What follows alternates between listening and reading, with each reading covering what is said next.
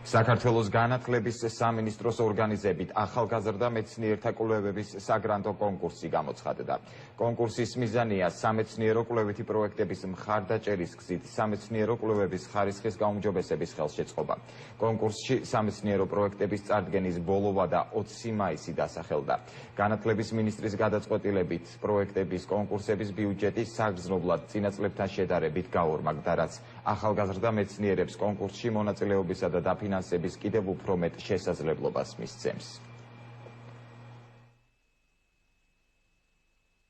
გასულ წელს განათლებისა და მეცნიერების მინისტრის ბატონ მიხეილ ცხენკელის გადაწყვეტილებით კონკურსის ბიუჯეტი გაორმაგდა, რამაც საშუალება მოგცა, რომ ასე მეტი ახალგაზრდა კვლევარი დაეფინანსებინა ფონდს და ვფიქრობთ, რომ აღნიშნულ ბიუჯეტს ესაც შევინარჩუნებ და საშუალება გვექნება, რომ ჩვენი გამორჩეული ახალგაზრდები დაფინანსდნენ და მათ საშუალება ჰქონდეთ ევროპისა და მსოფლიოს სამყარო საუნივერსიტეტო და სამეცნიერო ცენტრებში გაიარონ სტაჟირება.